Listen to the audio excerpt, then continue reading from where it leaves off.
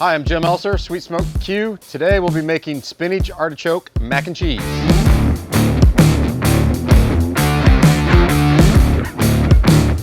Okay, so we're gonna start with some macaroni noodles. They're already par cooked, not all the way done. We're gonna add a little bit of salt, black pepper, butter, some whole milk, evaporated milk, 2 beaten eggs, a little bit of nutmeg.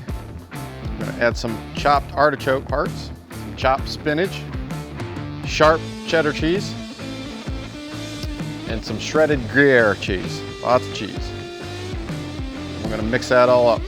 We want enough liquid in there because this is gonna absorb some from the macaroni, so we don't want it dry. So, make sure there's liquid in there. If you don't have enough, just add a little bit more milk or condensed milk.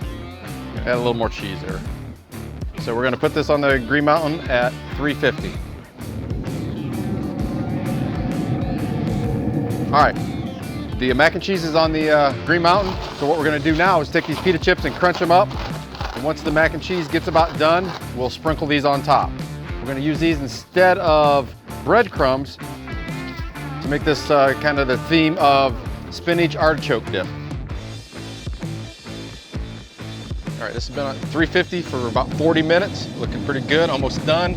We're gonna take it over here and put the pita chips on there. Putting these crushed pita chips on here. All right, now we're gonna put it back in the grill for about another 5 to 10 minutes. We're gonna put them back on there so the pita chips can kind of warm up and absorb some of that liquid on top, soften them up a little bit, but not make them too soggy.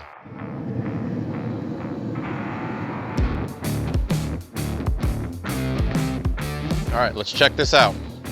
Smells good. All right, there's your unique spin on mac and cheese. Spinach artichoke mac and cheese.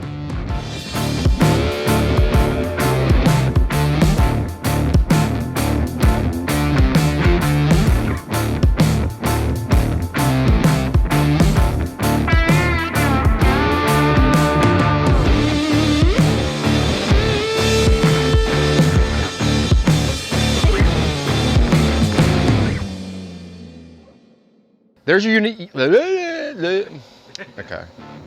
All right, there's your unique, let me say it, okay.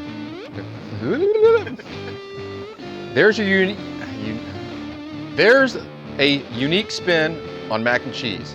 Spinach artichoke mac and cheese.